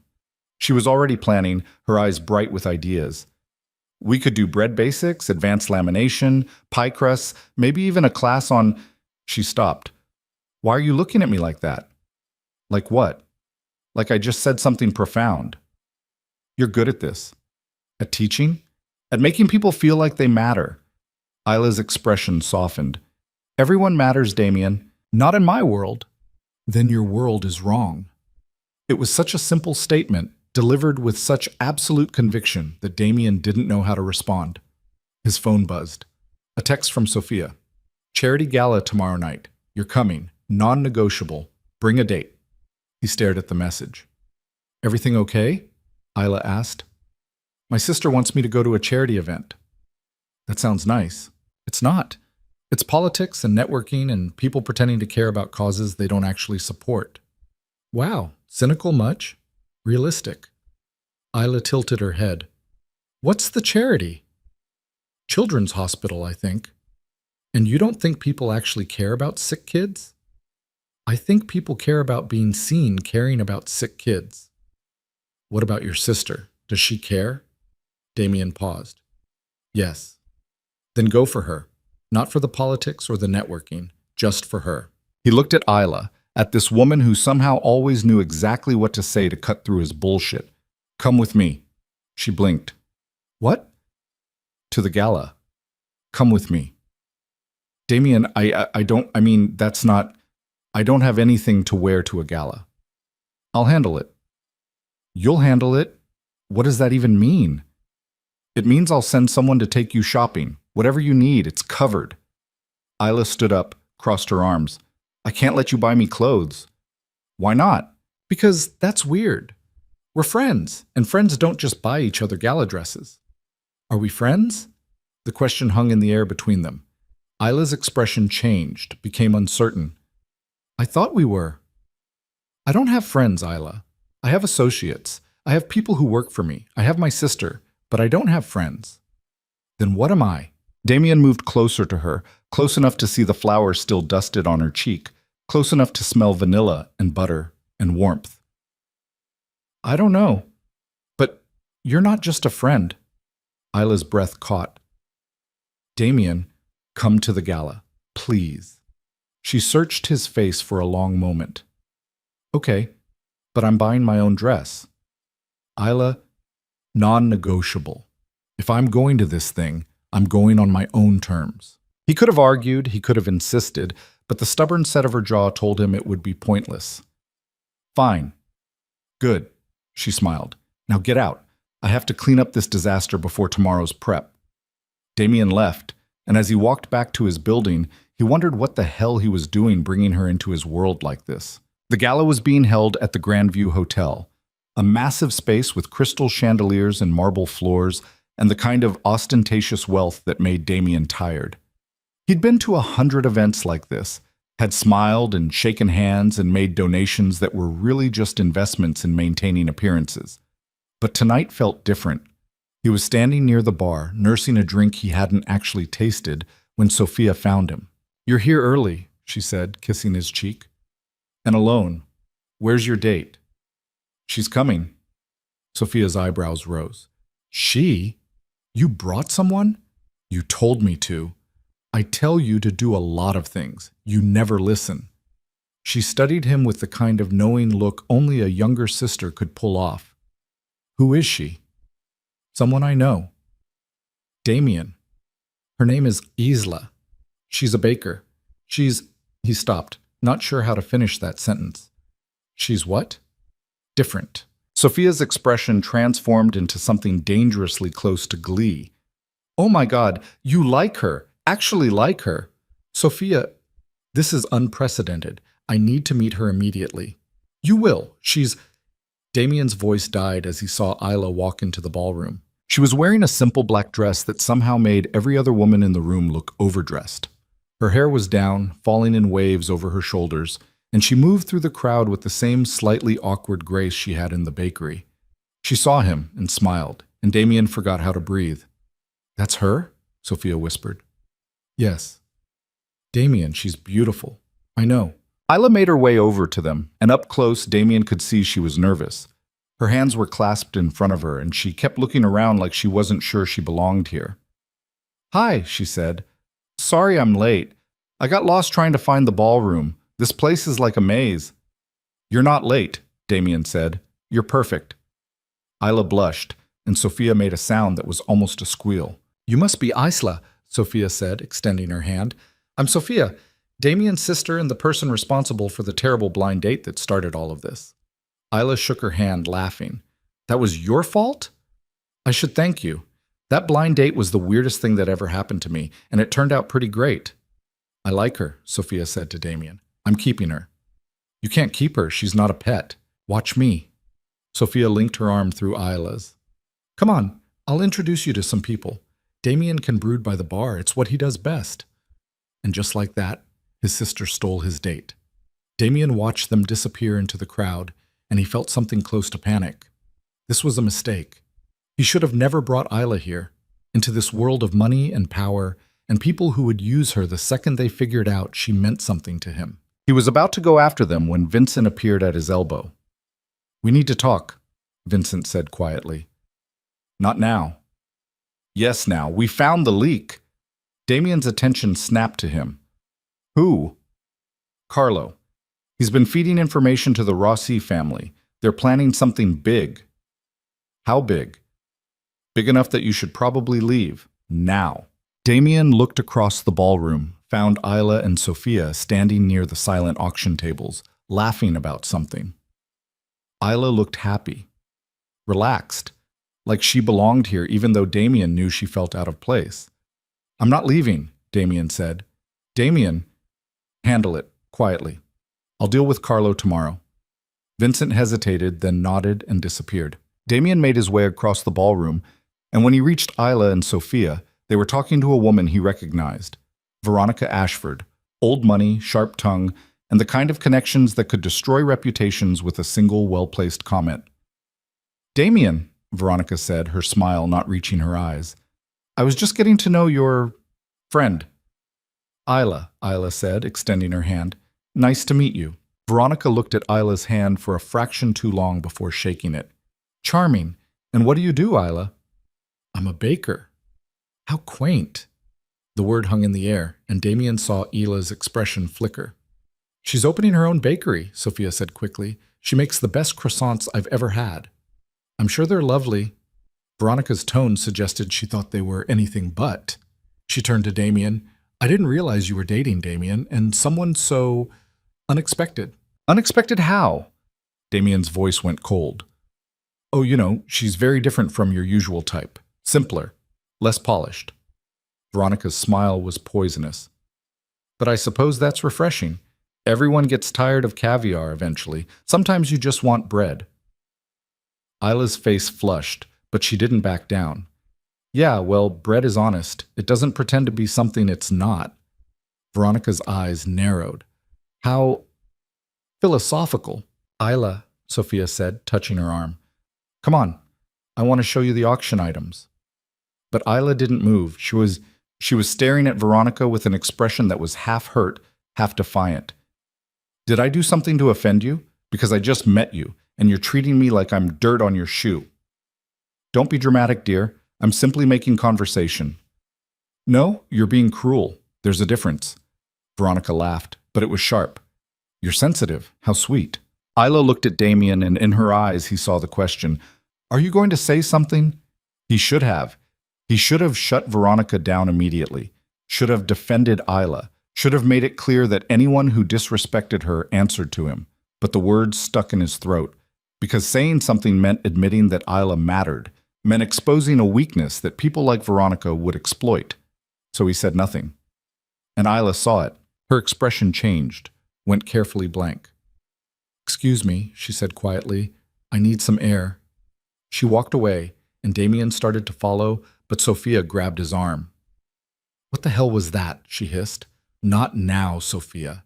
Yes, now. You just stood there while Veronica humiliated her. You didn't say a word. You what? You were calculating? You were playing politics? Damien, that woman just walked away from 100 people who saw you do nothing while someone tore her apart. Damien pulled away from his sister and went after Isla. He found her on the terrace, standing at the railing, looking out over the city. Her shoulders were rigid, her hands gripping the stone like she was holding herself together. Isla. She didn't turn around. Don't. I'm sorry. For what? For not defending me? For standing there like I was some embarrassment you had to tolerate? Her voice cracked. Or for bringing me here in the first place? All of it. Now she turned and there were tears in her eyes. Do you know what the worst part is? It's not that she was cruel. People are cruel all the time. It's that you let her. You stood there and you said nothing, and I realized something. What? That I don't actually belong in your world, and you know it. That's not true, isn't it? Look at this place, Damien. Look at these people. They're your people. They speak your language. They understand the rules of whatever game you're all playing, and I'm the girl who makes bread. I'm the one who doesn't fit. Damien moved closer. You're more than that. Am I? Because right now I feel like I'm exactly what that woman said I was. Simple, unpolished, not good enough to stand next to you. Isla, I need to go. Don't. I can't do this. I thought I could, but I can't. She wiped her eyes, smearing mascara. I'm sorry. I should have never come. She walked past him, and this time Damien didn't follow. He stood on the terrace alone, and for the first time in years, he felt the crushing weight of exactly what he'd built. A world where power mattered more than people, where silence was safer than honesty, where someone like Isla could never truly belong because she was too real for the carefully constructed lies everyone else lived in. When he finally went back inside, Isla was gone. Sophia found him an hour later. You're an idiot. I know. Go after her. And say what? The truth. That you care about her. That you're sorry. That you'll do better. Sophia's expression softened. Damien, I've never seen you like this with anyone. Don't throw it away because you're scared. I'm not scared. Yes, you are. You're terrified. And that's okay. But being scared doesn't mean you get to hurt people. Damien left the gala without saying goodbye. He went to Isla's apartment, knocked on her door, waited. She didn't answer. He knocked again. Isla, I know you're in there. Go away, Damien. Not until we talk. There's nothing to talk about. There's everything to talk about. The door opened. Isla stood there in sweatpants and her flour-stained sweater, her eyes red from crying. What do you want? To apologize. You already did. Not well enough, apparently. Damien, I can't keep doing this. Being with you means being in your world, and I don't fit in your world. Tonight proved that. My world is wrong, Damien said, repeating her words back to her. You were right. It's wrong, and empty, and full of people who don't matter. But you matter. You're the only thing that's mattered in years. Isla's eyes filled with tears again. Then why didn't you say something? Because I was afraid. Because in my world, showing weakness gets you killed. And caring about someone, letting people see that you care, that's the biggest weakness there is. I'm not asking you to be weak. I'm asking you to be honest. I am being honest. Right now, I'm telling you that I care about you more than I've cared about anyone except Sophia. I'm telling you that my world is brutal and ugly and dangerous, but when I'm with you, it doesn't matter. When I'm with you, I'm just Damien. And I haven't been just Damien since I was a kid. Isla was crying fully now. Why did you bring me tonight if you knew it would be like that? Because I wanted you there. Because Sophia wanted to meet you. Because for one night, I wanted to pretend that my two worlds could exist together. He stepped closer. But they can't. I see that now. So I'm giving you a choice. What choice? You can walk away. Right now. And I won't come to the bakery anymore. I won't show up at your door. I'll stay in my world, and you'll stay in yours. And we'll both be safer for it. Or you trust me. You trust that I'm going to do better. That I'm going to figure out how to protect you and be honest with you at the same time. That I'm going to be the person you deserve instead of the person everyone expects me to be. Isla stared at him for a long moment. I don't know if I can trust that. I know. But I want to. Damien's chest felt like it was breaking open. What does that mean? It means I'm not walking away. Not yet. But Damien, if you ever make me feel like that again, if you ever stand there and let someone treat me like I'm nothing, I'm done. I won't give you another chance. Understood. I'm serious. I know you are. Isla wiped her eyes. Okay, then we're okay. For now. It wasn't a declaration. It wasn't a promise. But it was enough. Damien pulled her into his arms, and she let him, her face pressed against his chest, her hands gripping his shirt like she was afraid he'd disappear. I'm sorry, he said again. I know. They stood there in her doorway, holding each other, and Damien understood with absolute clarity that he was in love with her. He was in love with a baker who lived on the 4th floor, who kept a sourdough starter named Herbert, who could see right through him and chose to stay anyway. And that terrified him more than anything else in his entire brutal, dangerous life. The morning after the gala, Damien woke up on Isla's couch with a crick in his neck and the smell of butter and cinnamon filling the small apartment. He sat up, disoriented, and saw her in the kitchen area, still in her sweatpants, hair pulled into a messy knot, working dough on the counter. She glanced over her shoulder. You snore. I don't snore. You absolutely snore, like a broken engine. It's terrible. But she was smiling slightly, and that felt like forgiveness, even though Damien knew he didn't deserve it yet. He stood, rolled his shoulders, tried to work out the stiffness from sleeping on a couch that was 6 inches too short. What are you making? Cinnamon rolls, stress baking. I do it when I can't sleep. She shaped another roll, placed it in a pan with the others. I've been up since 3. Isla, I'm fine. Really. I just needed to work through some things, and kneading dough helps. She covered the pan with a towel.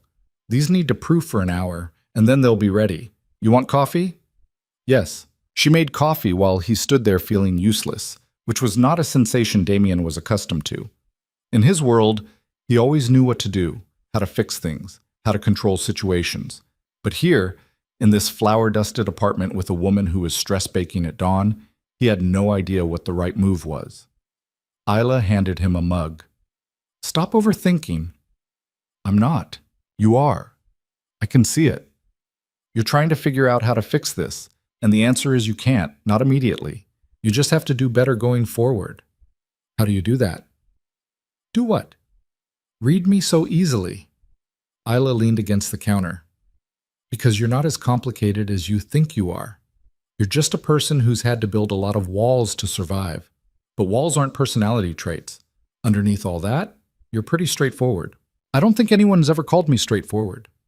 That's because most people only see the walls. She sipped her coffee. I see you. The words hit him harder than they should have. Damien set down his mug, moved closer to her. Isla. His phone rang. He closed his eyes, briefly considered throwing it out the window. Answer it, Isla said. It's okay. It was Vincent, again. Damien stepped into the hallway to take the call. This better be important. Carlo's missing, Vincent said without preamble. He didn't show up for the meeting this morning. His apartment's been cleared out. Damien's jaw tightened. Find him. We're trying. But Damien, if he's working with the Rossies, he knows everything. Routes, contacts, operations. This could get ugly fast. Then make sure it doesn't. Where are you? You sound different. I'm handling something. I'll be in the office by noon. He hung up and found Isla standing in the doorway, watching him. You have to go, she said. Not yet. Damien, you run an empire. You can't just ignore it because you slept on my couch. Watch me. She smiled, but it was sad. This is what I mean. Your world doesn't stop just because you want it to, and I can't ask you to choose between that and this. You're not asking. I'm choosing. For how long? A day? A week? Eventually something's going to happen that you can't ignore, and you'll have to go, and I'll be here wondering when you're coming back. If you're coming back. Damien pulled her close, his hands on her waist. I'll always come back. You can't promise that. I just did.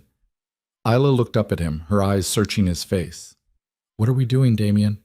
I don't know. But I don't want to stop. Me neither.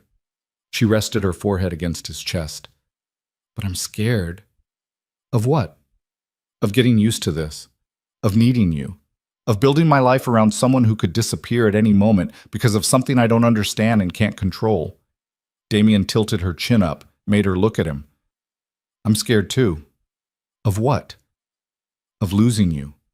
Of someone using you to get to me. Of my world destroying the best thing that's happened to me in years. They stood there in her small apartment, holding each other, both terrified and both unwilling to let go. The timer on the oven went off. Isla pulled away, wiped her eyes. Cinnamon rolls are ready. She pulled them from the oven, and they were perfect. Golden brown, the cinnamon sugar caramelized on top, the smell so incredible that Damien's stomach actually growled. Isla laughed through her tears. When's the last time you ate? Yesterday, maybe. Damien. I was busy. She cut 2 massive pieces, slid one across to him. Eat. You're useless when you're hungry. They ate in silence, and Damien thought about how strange it was that some of the best moments of his life were happening in this cramped kitchen, eating baked goods at dawn with a woman who made him want to be better. His phone buzzed again. A text from Sophia. How did it go with Isla? He typed back. Still figuring it out. Sophia. Don't screw this up. Damien. Trying not to. Sophia. Try harder. He pocketed the phone, looked at Isla. My sister likes you. I like her too. She's genuine. Not like those other people last night. Most people in my world aren't genuine. What about you? I'm trying to be. With you. Isla reached across the counter, took his hand. Then keep trying. That's all I'm asking. Damien stayed until 8, then forced himself to leave. He had work, problems that wouldn't solve themselves, an empire that demanded his attention whether he wanted to give it or not. But for the first time, he resented it. The next week was chaos. Carlo had indeed disappeared, and with him went 3 major distribution routes and the names of 5 key contacts. The Rossies were making moves, testing boundaries, seeing how far they could push before Damien pushed back. Damien pushed back hard. There were meetings in dark rooms, quiet conversations that ended with people agreeing to things they didn't want to agree to, and one very pointed reminder to a rival family that crossing Damien Moretti was a mistake people didn't get to make twice. Through it all, he texted Isla. Short messages, nothing important, just proof he was still alive, still thinking about her. How's Herbert? Alive and thriving, unlike my basil plant. R.I.P. You killed another plant. It was sick when I got it. I'm blameless. You're never blameless. Rude, but accurate. On Thursday, he showed up at the bakery at closing time with takeout from the Italian place 3 blocks over. Isla looked up from wiping down the counters, saw him, and her entire face brightened. You're alive. Barely. You look terrible. Thank you. I mean it. When's the last time you slept? Damien set down the food. Tuesday. Maybe. Damien, I've been busy. Isla walked over, stood in front of him, and put her hands on either side of his face. You're going to kill yourself working like this. Probably. That's not funny. I'm not joking. She pulled him down and kissed him. It was the first time, and it was nothing like Damien expected. There was no calculation, no strategy, no performance. It was just Isla, tasting like sugar and coffee, her hands in his hair, her body pressed against his. When they broke apart, they were both breathing hard. What was that for? Damien asked. Because you looked like you needed it, did you? Yes? Good. She grabbed the takeout bags. Come on, we're eating upstairs, your place this time. I want to see this mysterious penthouse. It's not mysterious, it's just empty. Then let's fill it with pasta. They took the elevator up, and when Damien unlocked the door to his penthouse, Isla walked in and stopped. Holy shit. What? This place is huge and sterile. It looks like a hotel room. She wasn't wrong. Everything was pristine, expensive, impersonal. There was no clutter, no personality, nothing that suggested a human being actually lived here. I told you it was empty, Damien said. Isla walked to the floor-to-ceiling windows, looked out over the city. The view is incredible. It's the only good part. She turned to face him. You really hate it here, don't you? I don't hate it. I just don't feel anything about it. It's where I sleep, that's all. That's so sad, Damien. They ate at the massive dining table that Damien had never actually used. Isla talked about her day, about the customer who'd ordered 200 croissants for a corporate event, about Marcus the baker's new boyfriend, about Priya's idea to start a subscription service for weekly bread deliveries. Damien listened, asked questions, let her voice fill the silent apartment. After dinner, they moved to the couch, and Isla curled up against him, her head on his chest, her hand over his heart. Can I ask you something? She said. Always. What happens when this gets serious? When people in your world figure out that I matter to you? Damien had been waiting for this question, dreading it. I protect you.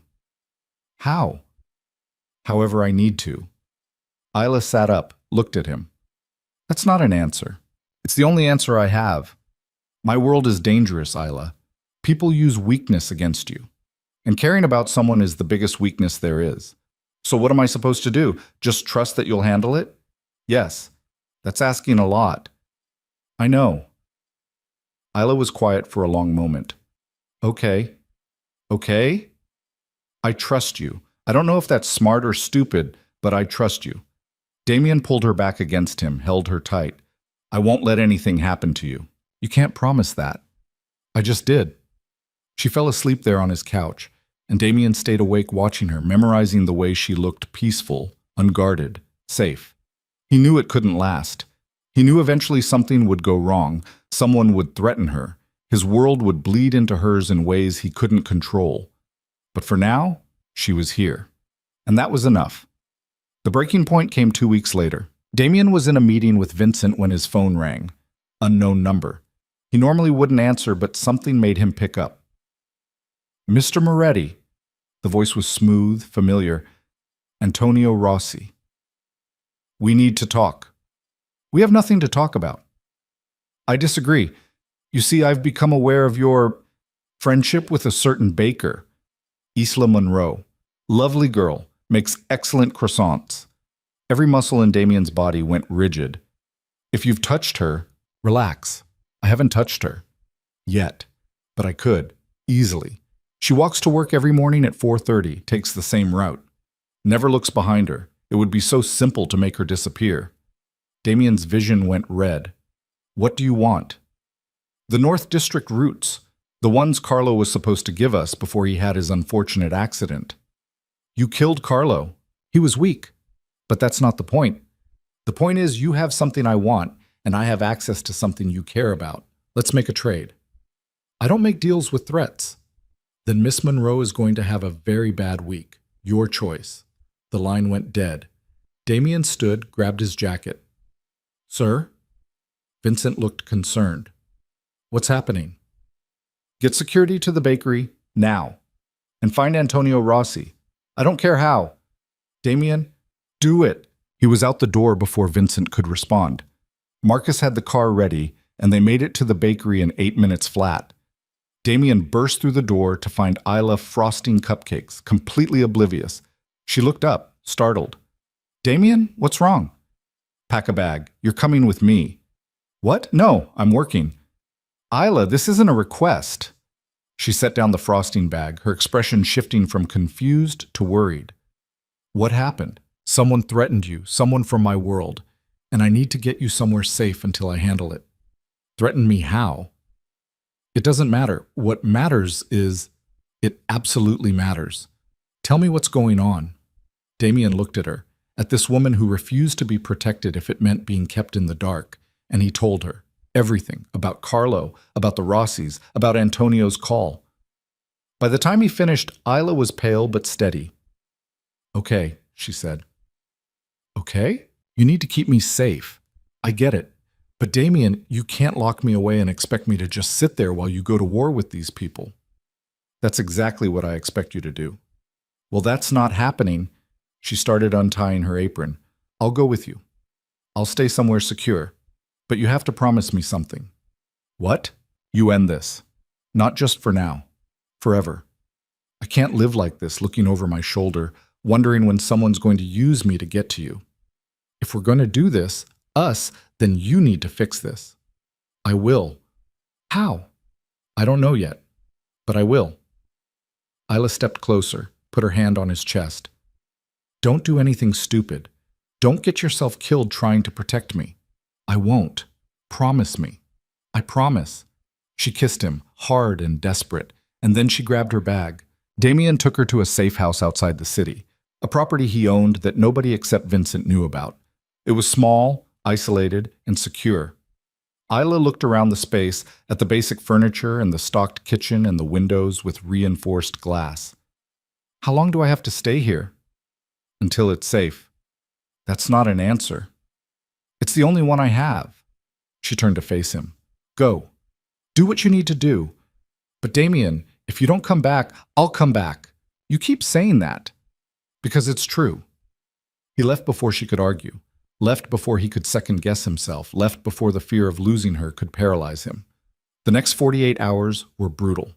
Damien called in every favor, used every connection, and made it very clear to Antonio Rossi that threatening Isla Monroe was the last mistake he would ever make. There was a meeting in a warehouse on the east side. Damien walked in with Vincent and 4 others, faced Antonio across a space that smelled like oil and rust and violence. You shouldn't have touched her, Damien said. Antonio smiled. I didn't touch her. I simply made you aware of how easy it would be. And now I'm making you aware of something.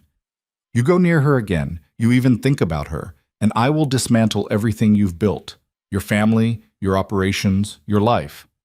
All of it. Gone. You're threatening me over a woman? No, I'm promising you. Antonio's smile faded. You've changed, Moretti. You used to understand that business came first. I still do. This is business. You made it business when you threatened her. She's a liability. She makes you weak. She makes me focused. And right now I'm very focused on making sure you understand that she's untouchable.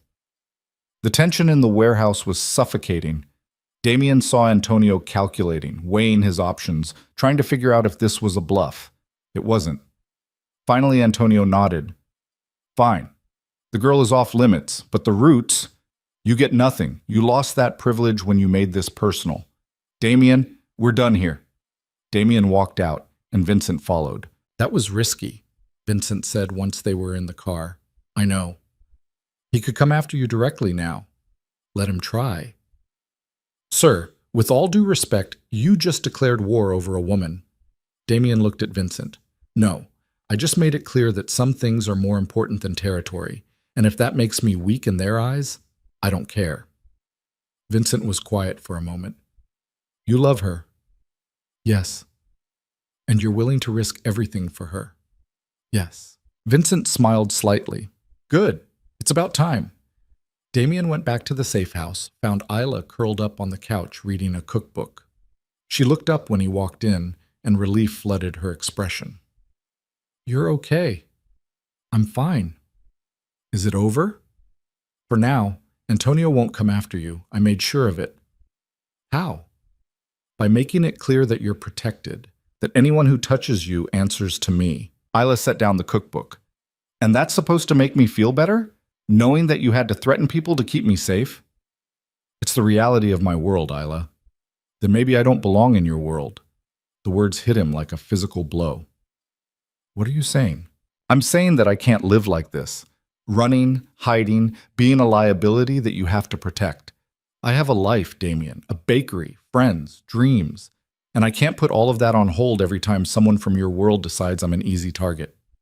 So what do you want me to do? I want you to choose. Your world or me. Damien stared at her. That's not fair. None of this is fair. You think I wanted to fall for someone whose life is so dangerous that I have to hide in a safe house? You think I planned this? She was crying now. But I did fall for you, and now I'm stuck between loving you and protecting myself, and I don't know what to do. Damien crossed the room, pulled her into his arms. I choose you. What? I choose you over everything, over the routes, the territory, the power, all of it. I choose you. Damien, you can't just walk away from your life. Watch me. What about your organization? Vincent can run it. He's been ready for years. What about the people who depend on you? They'll adapt. They always do. Isla pulled back, looked at him. You're serious. Completely. But that's not... You can't just give up everything you've built. It's not giving up. It's choosing something better. He cupped her face in his hands. You asked me once what I wanted. I want this. I want you. I want mornings in your kitchen and arguments about croissants and a life that doesn't feel empty. I want to be just Damien, not Damien Moretti, the crime boss. And I can't have that if I stay in that world. What if you regret it? I won't. How do you know? Because I already regret every morning I didn't wake up next to you. I regret every moment I wasted being someone I hate just because it was easier than changing. I regret all of it, Isla, but I don't regret you. I never will. Isla kissed him, and it tasted like salt and promises and the terrifying hope that maybe, just maybe, they could make this work. Okay, she whispered against his lips. Okay? We'll figure it out. Together. Damien held her close and knew that walking away from his empire was going to be the hardest thing he'd ever done, but losing her would be worse. Walking away turned out to be more complicated than Damien expected. He'd imagined it would be clean. He'd tell Vincent he was done, hand over control, and disappear into a normal life with Isla. But his world didn't work that way. There were loose ends, obligations, people who needed reassurance that the transition wouldn't leave them vulnerable. It took 3 weeks to untangle himself. 3 weeks where Isla stayed at the safe house and Damien divided his time between dismantling his empire and trying to build something new. You don't have to do this, Vincent said one afternoon in Damien's office. They were going through the final transfer of assets, and Vincent looked uncomfortable with the whole thing. You could step back, let me handle day-to-day, but keep your hand in it. You don't have to burn it all down. I'm not burning it down. I'm walking away. There's a difference. Not much of one from where I'm sitting. Damien signed the last document, pushed it across the desk. This is what I want. Because of her. Yes. Vincent leaned back in his chair, studied Damien with an expression that was part concern, part resignation. I hope she's worth it. She is. And if it doesn't work out, if normal life isn't what you thought it would be, then I'll deal with it. But I'm not coming back, Vincent. This is done. Vincent nodded slowly. All right. Then I guess this is it. I guess it is. They shook hands and Damien felt the weight of 20 years lift off his shoulders. It wasn't relief exactly. It was more like vertigo, the dizzying sensation of free-falling without knowing where he'd land. He went back to the safe house, found Isla in the kitchen attempting to bake bread with the limited supplies they had. The kitchen was a disaster, flour everywhere, and she looked frustrated. How's it going? Damien asked. Terrible. This oven is garbage, the flour is wrong, and I'm pretty sure the yeast is dead. She gestured at a sad, flat lump of dough. This is supposed to be sourdough. It looks like a mistake. Damien moved behind her, wrapped his arms around her waist. It'll rise. No, it won't. It's dead. I killed it. You didn't kill it. You're just in a bad kitchen. Isla turned in his arms, looked up at him. How did it go? It's done. I'm out. Her eyes widened. Completely? Completely. Vincent has everything. I have nothing except a bank account and some investments that are legitimate enough that nobody's going to ask questions. And you're okay with that? I don't know yet. Ask me in a month. Isla smiled, but it was worried. What if you're not? What if you wake up one day and realize you miss it? Then we'll deal with it. But Isla, I meant what I said. I choose you, and I don't make choices I regret. She kissed him, and for the first time in weeks, Damien felt like he could breathe. They went back to the city 2 days later. Isla insisted on going straight to the bakery, claiming Herbert was probably dead from neglect, and the whole place had probably burned down in her absence. It hadn't. Marcus and Priya had kept everything running, and when Isla walked through the door, they both looked relieved. Thank God, Marcus said. Priya's been impossible without you here. I have not, Priya protested. I've been perfectly reasonable. You made a customer cry because they asked for a gluten-free option. They deserved it. Isla laughed, and the sound filled the bakery in a way that made Damien realize how much he'd missed hearing it. She immediately dove into work mode, checking on Herbert, evaluating the inventory, asking 100 questions about what had happened while she was gone. Damien stood by the door and watched her, and it occurred to him that this was what happiness looked like. Not power or control or fear, just Isla in her element, surrounded by flour and warmth and people who cared about her. You're staring, Priya said, appearing at his elbow. I know. It's creepy. Probably. Priya crossed her arms, studied him. She told me what you did, giving up your whole life for her. I didn't give it up. I chose something different. That's a nice way of putting it, but the real question is, what are you going to do now? You can't just follow her around the bakery all day looking love-struck. Why not? Because it's weird. And because you need a purpose. Everyone needs a purpose. Damien hadn't thought about that. His whole adult life had been defined by his work, by the empire he'd built, by the power he'd maintained. Without it, who was he? He was still figuring that out a week later when Sophia called. I heard you quit, she said without preamble. I didn't quit. I retired. Same thing. Are you having a breakdown? Should I be worried? I'm fine, Sophia. You gave up everything for a woman you've known for 2 months. That's not fine. That's insane. It's not insane. It's... Damien paused. It's the first smart thing I've done in years. Sophia was quiet for a moment. You really love her? Yes. And you're happy? I'm terrified. But yes, I think I'm happy. Good. Then I'm happy for you. But Damien, what are you going to do with yourself? You can't just not work. You'll go crazy. She wasn't wrong. Damien had been trying to adjust to a life without constant meetings and problems and decisions, and it was harder than he expected.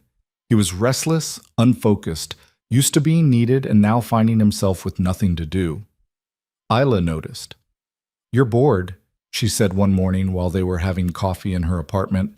I'm not bored. You've reorganized my spice cabinet twice, alphabetized my cookbooks, and deep-cleaned my oven. You're bored. Damien couldn't argue with that. Isla set down her coffee. What did you like about your old life? Besides the power and the control and all that. I liked fixing problems. I liked building things. I liked making things work. Then do that here. What? Help me build something. Not my bakery. That's mine. But something together. Something that matters. The idea took root slowly. Over the next few days, Damien and Isla started talking about what that could look like. She wanted to open her own place eventually, but she also wanted to do something bigger, something that mattered to the community. What about a baking program? Isla suggested one night. They were in Damien's penthouse, which still looked sterile, but at least now had Isla's presence scattered throughout. Her cookbook on the counter, her sweater draped over the couch, her laughter echoing in the empty spaces. Like the classes we've been doing, but more structured. Teaching people who can't afford culinary school, giving them skills they can actually use. A charity, Damien said. Not a charity, a program with real training, real certification, Something that gives people opportunities they wouldn't have otherwise. Damien looked at her, at this woman who thought about bread in terms of hope and possibility, and felt something click into place. I could fund that. What? I have money. A lot of it. Most of it I don't need, but this is something worth putting it toward. Isla's eyes lit up. You're serious? Completely. We could start small. One location, a few students, see if it works. And if it does, then we expand, more locations, more students, more opportunities. Isla threw her arms around him and Damien caught her, held her close. This is perfect, she said against his chest. This is exactly what I wanted to do but never thought I could. We can do it together. Yeah, together. They spent the next month planning. Isla handled the curriculum, the training structure, the actual baking knowledge. Damien handled the business side, finding a location, hiring staff, setting up the legal structure. It was strange using his skills for something that didn't involve threats or manipulation or fear. But it was also satisfying in a way he hadn't expected. The program launched 3 months later in a small space near the waterfront. They called it Rise, and the name felt right. 10 students in the first class, all people who needed a second chance at something. Isla taught them with the same passion she brought to everything, showing them how to make bread from scratch, how to understand fermentation, how to turn flour and water into something that mattered. Damien watched from the sidelines, handled the logistics, and slowly started to understand what purpose felt like when it wasn't tied to power. One afternoon, a student approached him after class. She was young, maybe 19, with nervous energy and flour permanently embedded under her fingernails. "Mr. Moretti?" she said hesitantly. "Just Damien." "Damien, I wanted to thank you for this program. I was working 3 jobs just to survive, and I had no idea what I wanted to do with my life. And now I feel like maybe I have a shot at something real." Damien didn't know what to say. He'd spent 20 years being thanked for things that were really just business transactions, people expressing gratitude that was really just fear. But this was different. This was genuine. "You're welcome," he said, "but thank Isla. This was her idea." "I will. But you made it happen. That matters." After she left, Damien stood in the empty kitchen and felt something he hadn't felt in years. Pride. Not the cold satisfaction of a successful deal or a defeated rival, but actual pride in something good. Isla found him there 20 minutes later. "You okay?" "Yeah, just thinking." "About?" "About how different this feels. Doing something that helps instead of hurts." Isla moved closer, took his hand. "Does it feel good?" "It feels strange, but yes, good." "You're not regretting walking away?" "No, not even a little bit." She smiled, and in that moment, standing in a kitchen that smelled like fresh bread and new beginnings, Damien understood something fundamental. Power wasn't about control. It wasn't about fear. Real power was being able to change, to choose something different, to build instead of destroy. 6 months after the program launched, Rise had expanded to 2 locations with 30 students. The success stories were starting to pile up. People finding jobs, starting their own businesses, building lives they'd never thought possible. And Isla finally opened her own bakery. It was small, exactly what she'd dreamed of. Big windows, mismatched furniture, a menu that changed based on what she felt like making. She called it Monroe's, and on opening day, the line stretched around the block. Damien stood behind the counter with her, helping where he could, watching her absolutely beam with pride as people tasted her croissants and told her they were perfect. Sophia came, brought half her friends, and bought enough pastries to feed a small army. "This is amazing," she said to Isla. "Everything I imagined it would be." "Thank you for setting up that blind date," Isla said. "I know it was supposed to be for Claire, but I'm glad I ended up going instead." Sophia looked at Damien, then back at Isla. "I'm glad too. You're good for him. He's actually happy now. It's weird." "I can hear you," Damien said. Good. You're supposed to." By the end of the day, Isla was exhausted. Her feet hurt, and she had flour in places flour shouldn't be, but she was glowing. "We did it," she said, collapsing into one of the mismatched chairs. "We actually did it." Damien sat next to her, pulled her close. "You did it. I just helped." You did more than help. You believed in me when I didn't believe in myself. You made this possible. You would have done it eventually. Maybe, but it wouldn't have been the same without you. They sat there as the sun set through the big windows, exhausted and happy and exactly where they were supposed to be. A week later, Damien had a surprise. He'd been working on it for months, kept it secret through sheer force of will, which was difficult considering Isla could read him better than anyone. He took her to Monroe's after closing, told her he needed help with something in the kitchen. "What kind of help?" she asked suspiciously. "You'll see." When they walked in, the lights were dimmed, and there was a single table set up in the middle of the bakery with candles and a white tablecloth in two-place settings. "Damien, what is this?" "Dinner." "I can see that, but why?" "Because I made something for you, and I wanted you to try it." Isla's eyes widened. "You made something? Like you cooked?" "I baked." "You baked?" "Yes. You, Damien Moretti, former crime boss, baked something. Are you going to make fun of me, or are you going to sit down?" Isla sat, and Damien went into the kitchen. His hands were shaking, which was ridiculous. He'd faced down armed men without flinching. But this, presenting something he'd made to someone who actually knew what good baking looked like, was terrifying. He came back with a plate. On it was a croissant. It was slightly lopsided, the lamination wasn't perfect, and one side was darker than the other. But he'd made it himself, following Isla's recipe, spending hours getting it wrong before finally getting it mostly right. Isla stared at it. "You made this?" "Yes." "Yourself?" "Vincent helped a little, but mostly yes." She picked it up, examined it, then tore off a piece and tasted it. Damien watched her face, trying to read her expression. Finally, she looked up at him, and there were tears in her eyes. "It's perfect." "It's not perfect. The layers are uneven, and I overbaked one side." "It's perfect because you made it. For me." She set down the croissant, stood up, and walked over to him. "Why?" "Because you've given me everything. A new life, a new purpose, a reason to be better.